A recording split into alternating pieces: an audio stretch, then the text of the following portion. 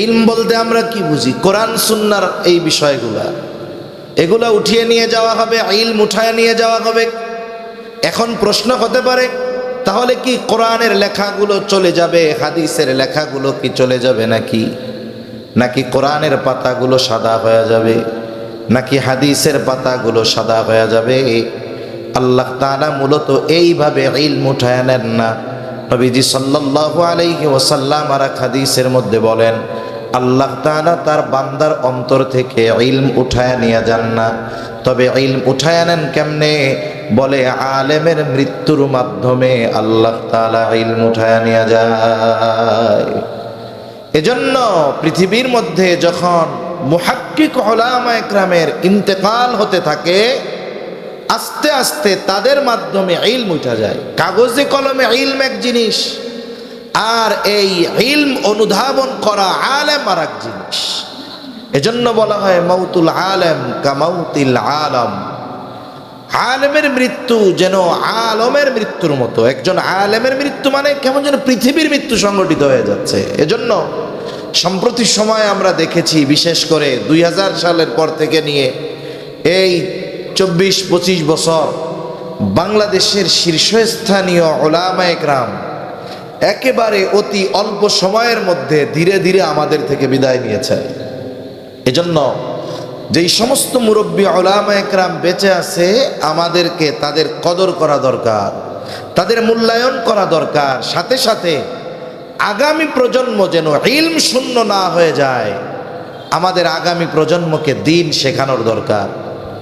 যদি আর আলেম তৈরি না হয়, ইলমের হেফাজত যদি আলেমদের মাধ্যমে না হয়, তাহলে একটা সময় প্রকৃত ইলম আমাদের মধ্যে থাকবে না। কারণ নবীজি সাল্লাল্লাহু আলাইহি ওয়াসাল্লাম বলেন, হযরত আলী রাদিয়াল্লাহু তাআলা আনহু থেকে বর্ণিত হাদিস, নবীজি বলেন, ইউশিকু আইয়াতিয়া আলান নাসি জামান, অচিরে এমন একটা জামানা আসবে, লা ইয়াবকা মিনাল ইসলাম ইল্লা ইসমুহু, বলে ইসলাম এটা শুধু নামে থাকবে, বাস্তবে ইসলাম থাকবে না।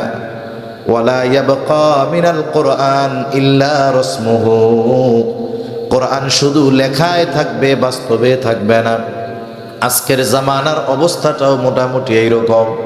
আমরা সবাই বলি মুসলিম, আমাদের দিন হলো ইসলাম, আমরা হইলাম মুসলিম, কিন্তু বাস্তবেই আমাদের মধ্যে পরিপূর্ণ মুসলমানিত্ব নাই। আপনার সমাজে খোঁজ নেন, যে নিজেরে মুসলিম দাবি করে, নিজের ধর্ম দিন ইসলাম বলে, এই ধরনের মানুষ যারা, এরা কয়জন 5 ওয়াক্ত নামাজ পড়ে? খোঁজ নেন তো। পড়ে ঠিক মতো? জোরে কোন পড়ে না। এক এলাকায় যদি 1000 মুসলমান থাকে, ফজরের নামাজে 2-3 জন পাওয়া যায় না। অনেক সময় ইমাম আর মুয়াজ্জিন ছাড়া মসজিদের মধ্যে কেউ থাকে না, ঠিক কিনা বলেন? অনেক সময় তো এমনও হয়, মাহফিলে রাত হইতে হইতে, সাধারণ মাহফিলের কথা কি বলবো, মাদ্রাসায় জামাত পায় না। মাহফিল রাত পর্যন্ত করতে করতে মাদ্রাসা, ওইখানে ফজরের নামাজ জামাতের সাথে কাজা হয়ে যায়। এইগুলো আমাদের অবস্থা। এজন্য আমরা যদি প্রকৃত মুসলিম হতে চাই, প্রকৃত মুসলমানের পরিচয় আমাদেরকে যদি গড়ে তুলতে হয়, তাহলে ইসলামী অনুশাসন মানতে হবে। এই জন্য আল্লাহর রাসূল বললেন, অচিরেই এমন এক জামানা আসবে, নামে থাকবে ইসলাম কিন্তু বাস্তবে থাকবে না। নাম হবে যে আমরা মুসলিম, কিন্তু মুসলমানিত্ব আমাদের মধ্যে থাকবে না। মুসলমান হওয়ার জন্য যেই কোয়ালিটিগুলো দরকার, গুণগুলো দরকার, সেগুলো আমাদের মধ্যে থাকবে না। আমাদের সমাজে শুধু মুসলমানই নেওয়া, মুসলমান আর গরু খাওয়া মুসলমান ভরে যাবে। সমাজে মুসলমান, সব মুসলমানই নেওয়া আর গরু খাওয়া মুসলমান। প্রকৃত মুসলমানিত্ব আমাদের মধ্যে নাই। ইবাদতের ক্ষেত্রে মুসলমানিত্ব নাই, আচার আচরণ আখলাকের ক্ষেত্রে আমাদের মুসলমানিত্ব নাই। ইবাদতের ক্ষেত্রে মুসলমানিত্ব যদি অর্জন না হয়, কাফের মুশরিকরা আমাদের ভয় পাবে না। আজকে আমরা বলি যে এত মায়ের খাইতেছি আমরা, ওরা আমাদের ভয় পায় না কেন? বলে ইহুদি মাত্র 1 কোটি, মুসলমান 250 কোটি। এরপরেও ইহুদিদের কেন ভয় নাই? আমাদের অবস্থা এরকম কেন? বলে আমাদের অবস্থা এই রকম হওয়ার কারণ হলো যে আমাদের মধ্য থেকে মুসলমানিত্ব বিদায় নিয়েছে। রাসূলুল্লাহ সাল্লাল্লাহু আলাইহি ওয়াসাল্লাম একদিন বলতেছে, অচিরেই কাফেররা মুসলমানদেরকে এমন ভাবে ঘিরে ধরবে যেমনি ভাবে খাবার দস্তরখানে থাকলে চতুর্দিক দিয়ে যেমন মানুষেরা খাবারকে ঘিরে রাখে, অচিরেই কাফেররা মুসলমানদেরকে এইভাবে ঘিরে ধরবে, জুলুম করবে, নিঃশেষ করে দিবে, হত্যা করবে। এর দ্বারা উদ্দেশ্য হলো এইটা। সাহাবা একরাম জিজ্ঞাসা করে, ইয়া রাসূলুল্লাহ সাল্লাল্লাহু আলাইহি ওয়াসাল্লাম, তখন কি মুসলমানদের সংখ্যা কম হবে নাকি? নবীজি বললেন, না, কম হবে না। তবে তাদের এই পরিস্থিতি হওয়ার কারণ কি? বলে তারা মৃত্যুকে ভয় পাবে, তাদের অন্তরে মৃত্যুর ভয় থাকবে, সাথে সাথে বেঁচে থাকার আশা, দুনিয়ার মহব্বত। এই কারণে কাফেররা তাদেরকে এমনিভাবে চেপে ধরবে। আমাদের সবার অবস্থা কম বেশি এরকম। আমি আমার কথাও বলতেছি, আমরা সবার অবস্থা এরকম। আমাদেরকে মৃত্যুর ভয় এমনভাবে পেয়ে বসছে, আমরা কেমন যেন মনে করি যে আমি যদি ফাঁক ফোকর দিয়ে থাকি তাইলে মনে হয় আমি জীবনেও কোনোদিন মরবো না। আমি শত্রুর আঘাতে মরি আর না মরি, একটা সময় আমাকে মরতে তো হবে, কোনো সন্দেহ আছে? কিন্তু আজকে গোটা পৃথিবীর মুসলমান, আমাদের মধ্যে মৃত্যুর ভয় এমনভাবে জেঁকে বসছে যে মৃত্যুর ভয়ে আমরা আমাদের মুসলিম ভাইরা জুলুমের শিকার হলেও তাদের পক্ষে কথা বলার মতো হিম্মত আমরা করি না। এই হলো আমাদের অবস্থা। আমরা তো ভৌগোলিক দিক দিয়ে পৃথিবীর এমন একটা জায়গায়, আমাদের চতুর্দিকে সীমান্তের বেড়াজাল। এদিক দিয়ে আলহামদুলিল্লাহ আমাদের বাংলাদেশের তরুণ যুবক তৌহিদি জনতা যারা আছে, এরা ইসলাম, মুসলমান এবং নির্যাতিত মুসলমানদের জন্য নিবেদিত প্রাণ। আমার মনে হয় যে যদি নির্যাতিত মুসলমানদের পাশে যদি বাংলাদেশের অবস্থান হতো, এদেশের লক্ষ কোটি তরুণ যুবকেরা, ইমানদারেরা, আমরা ইনশাআল্লাহ আমাদের মজলুম মুসলমান ভাইদের সহযোগিতায় সশস্ত্রভাবে জালেমের বিরুদ্ধে লড়াই করতাম। ঠিক কিনা বলেন? কিন্তু এরপরেও আমাদের ভৌগোলিক কারণে ইচ্ছা থাকলেও যাওয়া কঠিন। ফিতনা আসতেছে, মাঝে মধ্যে নারীর ফিতনা, ইন্টারনেটের ফিতনা, প্রযুক্তির ফিতনা। কিয়ামত যখন নিকটবর্তী হবে, বড় বড় কিছু ফিতনা দেখা দিবে। ইয়াজুজ মাজুজের ফিতনা, দাজ্জালের ফিতনা, এই ধরনের অনেক ফিতনা কিয়ামতের আগে প্রকাশ পাবে। এই সময়গুলোতে ইমানদারদের সচেষ্ট থাকা দরকার, সতর্ক থাকা দরকার। আল্লাহ তাআলার কাছে ফিতনা থেকে বেঁচে থাকার জন্য দোয়া করা দরকার।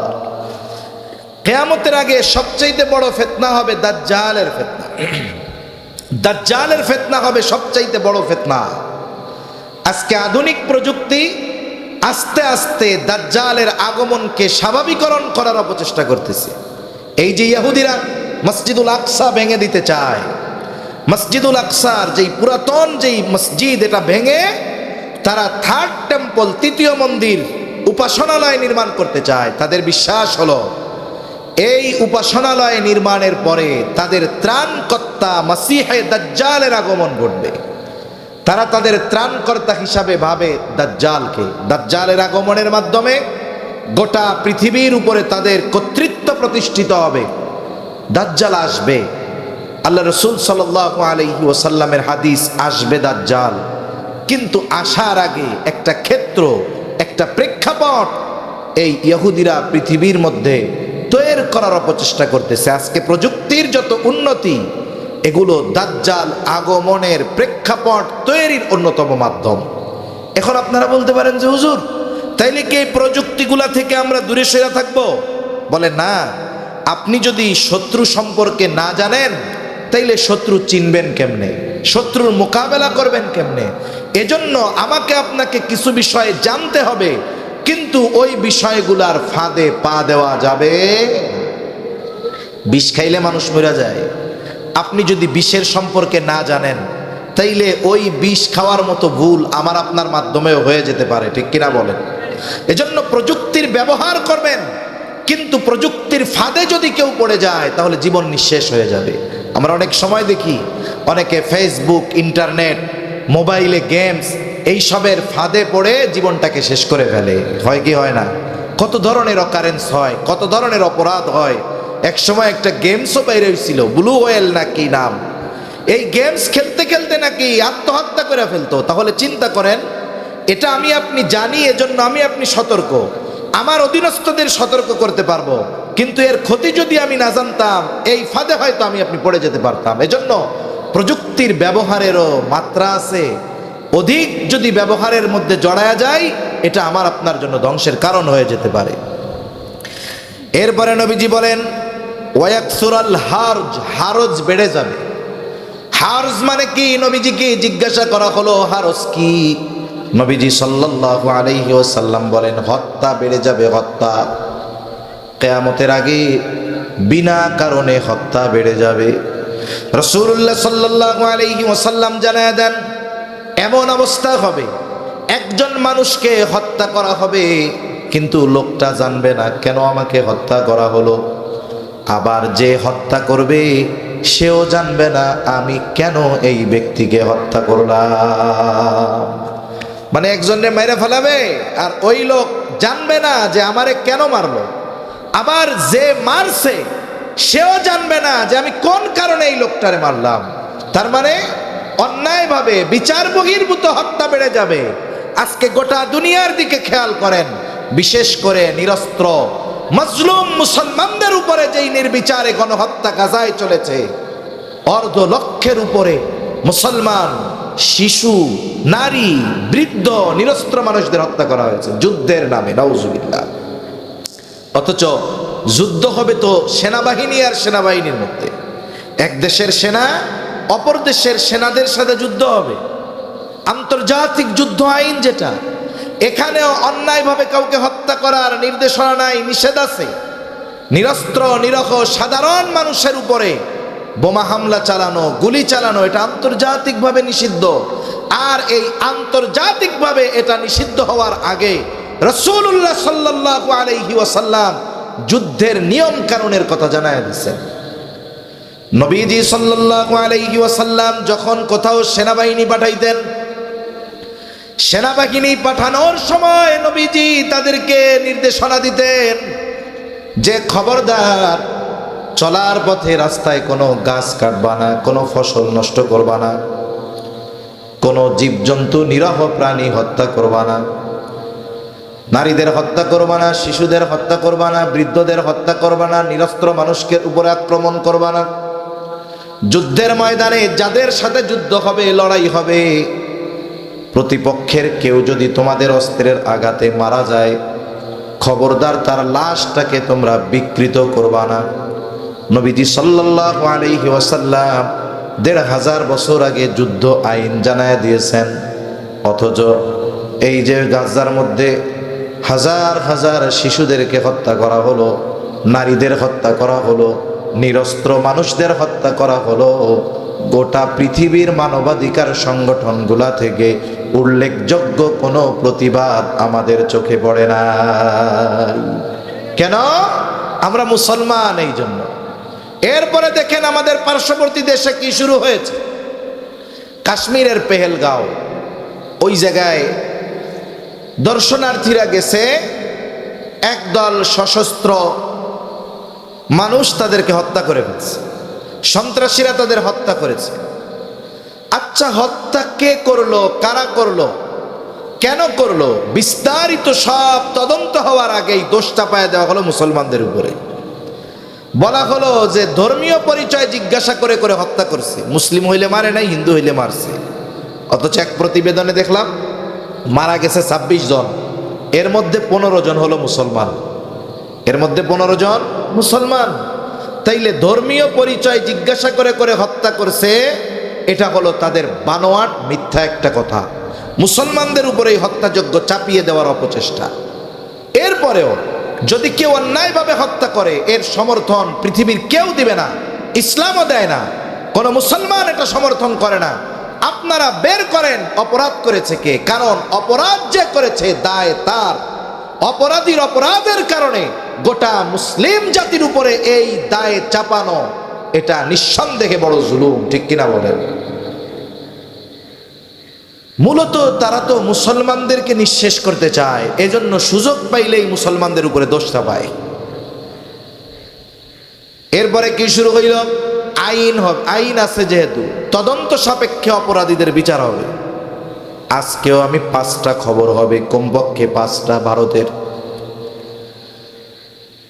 বসে আছে এক ভাই এক জায়গায়, একটু আগে দেখতেছি ওইটা, এক ভাই বসে আছে বাড়ির সামনে মুসলমান, একজন মুসলিম হিন্দু, সে একটা চাইনিজ কুড়ালাইনা তারে কুপাইয়া জায়গায় হত্যা করে ফেলছে। বলে কেন? বলে 26 জনের প্রতিশোধ।